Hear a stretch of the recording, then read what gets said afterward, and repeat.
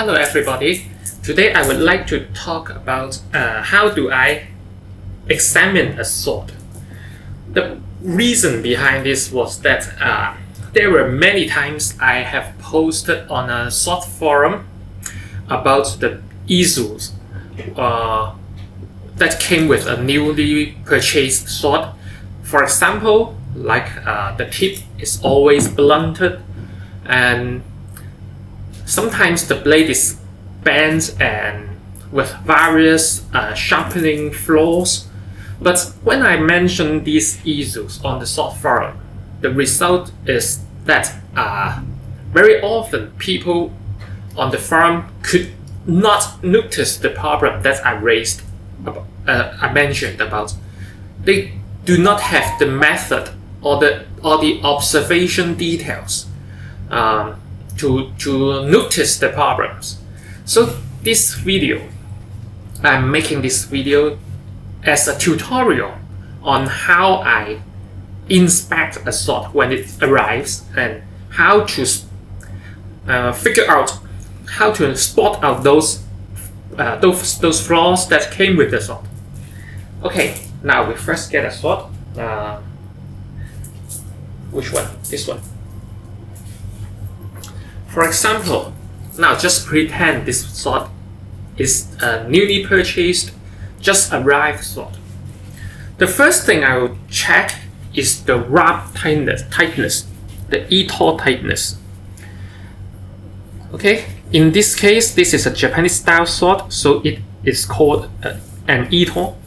But in other cases with other culture background, like a Chinese style or European style, you have other kind of handle wrapping. With the handle wrapping, I will first check about the tightness, whether the wrapping is tight to begin with or is it loose. If it came loose, then I will have to do something on the wrapping before I can actually put it to use. Otherwise, it will disassemble itself, came apart. So this is the first thing I will check. And then another thing is the blade straightness. Even my students did not know how to check for blade straightness. So in this video, I will make an explanation. To check for blade straightness, you need to take the sword as if it is a rifle. You try to aim your rifle, put the pommel here, the pommel right below your eye. So your eyesight goes from this spot toward the tip as if you are aiming down the barrel with a gun, okay? In this case, you will have a picture like this, holding the sword like this, okay? Holding the sword like this. And then you can see very clearly whether the blade is straight or not. Is it in the same direction with the hilt? You will see a picture like this. In this case, this sword is straight right now, but actually it was bent when it arrived, and I had to correct it myself, bending it back and forth myself. This is the second part that I will check. And then another issue I will check is whether the edge is in line with the center line of the hilt. The edge, whether it's in the center line of the hilt. Some sword came with rotated blade installed in the hilt, so it's twisted. In that case, the sword cannot be used at all, not even for blade alignment practice, because you always have the edge alignment wrong when you grip the tilt right.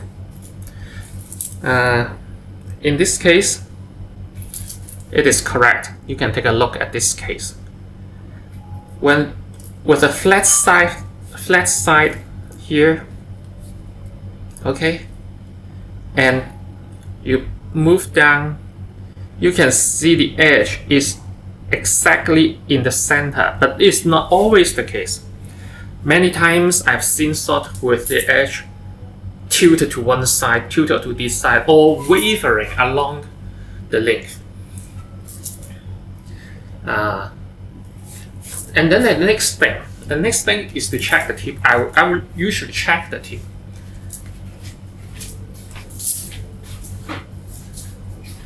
Because the reason behind is that so many Chinese made sword, katana especially, from Longchuan, came with blunt tip.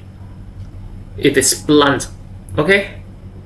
What I mean blunt is not that it doesn't form a point.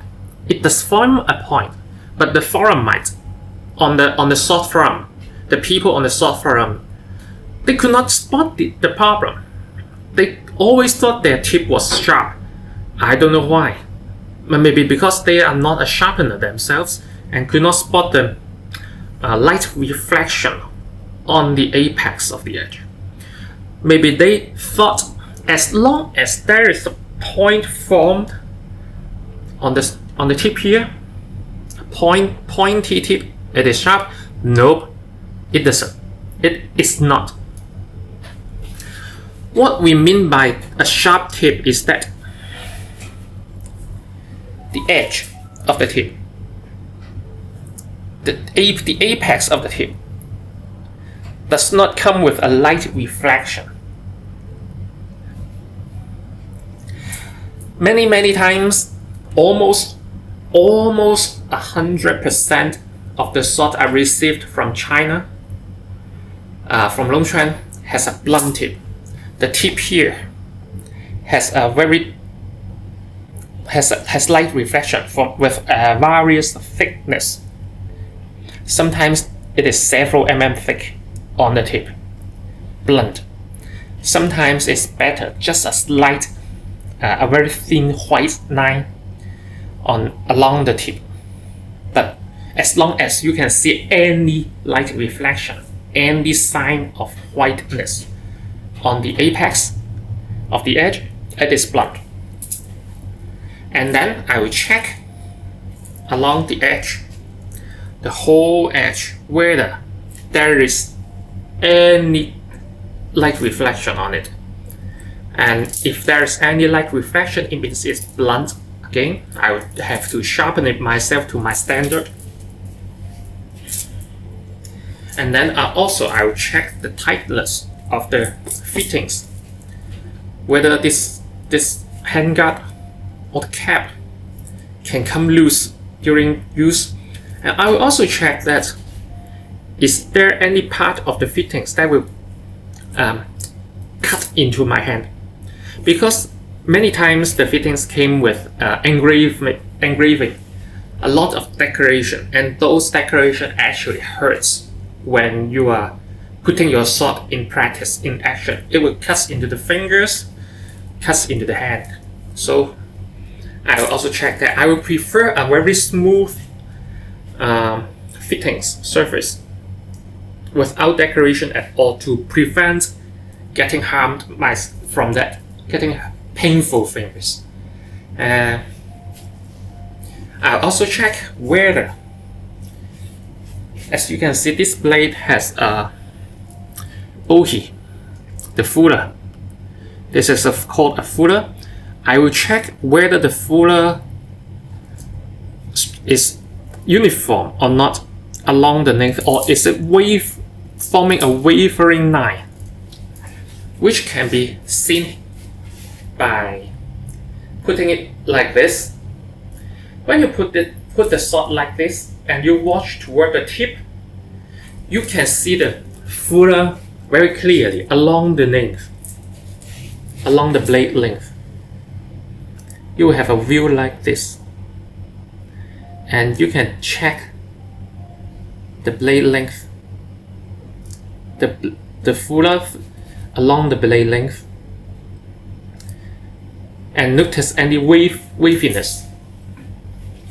And I will also check whether the blade width, this called the blade width, taper smoothly, or is it wavering on the edge width, which again you can put the sword like this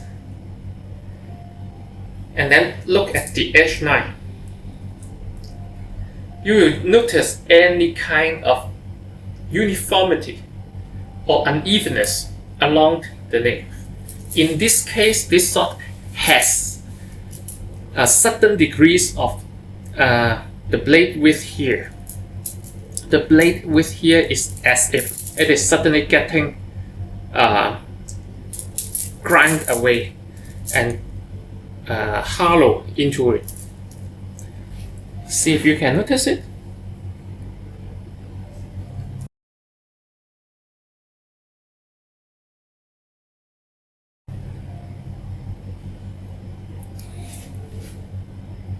Maybe I'll take some photos to show you later on with editing. Another thing I would pay attention to is that how wide is the edge plane here. How wide? How much space has been taken up by the back of the blade? Because your edge angle depends on the width here. The narrower the width, the more obtuse your, or you can say that the more blunt your edge angle is going to be. So I would also pay attention to the width of your edge bevel. And by looking into the sword this way, with the edge pointing upward, okay, you can see the cross section of your edge. You can see the triangle cross section of your edge by looking at it this way.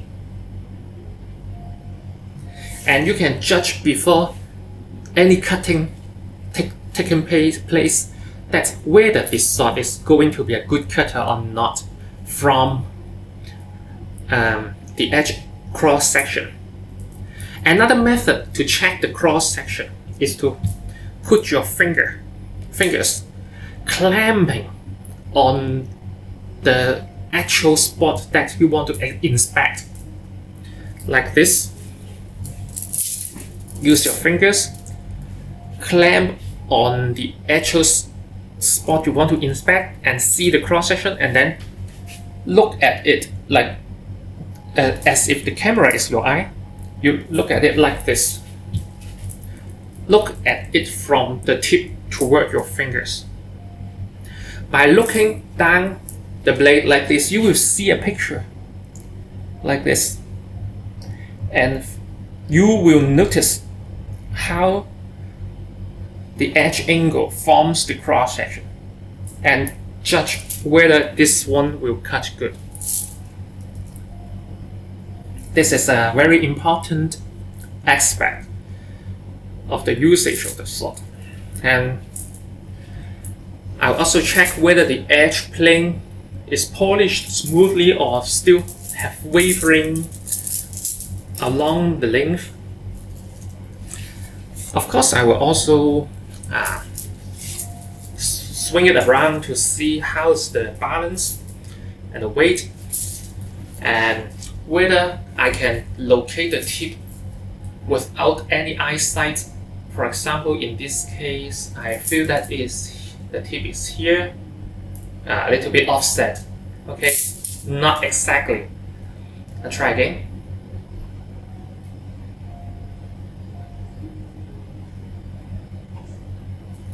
Here, okay, this time is accurate. And then I will also check that out. Why do I check that? Spotting the tip without eyesight is that this gives you a very important feedback from the handling of where your point is aiming at. That's the first thing. The second thing is it gives you a mental image that how long your blade is going to reach, because you know where your tip is, then you know how long it's going to reach. Many times during sparring, we don't have the sword in front of us posed like this. No, not like a ruler, but instead it was the tip is pointing backward or sideways.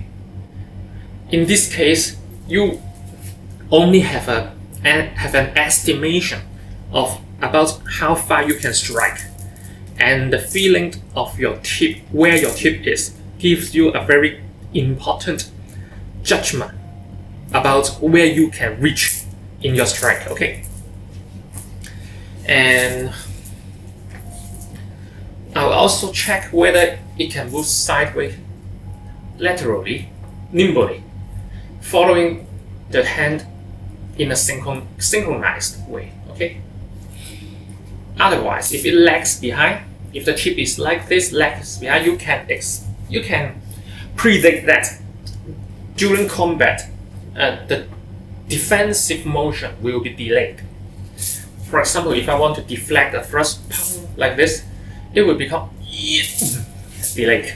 Okay, and that slight delay could cost you your life when the thrust hit you. Anything more? I think that's about it for now. Yeah. Since I do sharpening myself, and I can judge an edge sharpness by looking at it or touching it to detect whether there is a burr still on the sword. If there is a burr on the sword, that means it's not totally sharp. And so I don't actually cut paper to check sharpness. In fact, you can cut paper with a relatively dull blade, like a sword still with burr on the edge. And an edge that could cut paper doesn't mean it could cut a fabric target. A fabric target is more realistic check of whether your sword can handle a realistic opponent. So usually I do a sharpening myself all over again. I missed a point in the video recording. I want to end that. There is another part I will check is the assembly integrity, which I will swing the sword around and see if it rattles during a dry handling. I will tap the pommel or tap the end of the hilt like this and see if there's anything rattling inside the hilt, anything unnerving happening. This is one of the things I will check. I will also see how much the blade will wobble during this test. It doesn't mean any blade that wobble is bad, no, but there is a kind of acceptable wobbling, and this depends on the blade's cultural background. A European sword will usually be more flexible, and the Oriental one, especially katana, will be quite stout and stiff. But if you have a special design, you have to decide whether the wobbling is acceptable. The springiness, or you may say that this one is pretty springy, as you can see. This is a special design, custom made Nodachi. So, but it already is different than many European swords, despite it was still springing. Okay, so that's one of the things I will check is the integrity of the assembly. Oh, bye bye.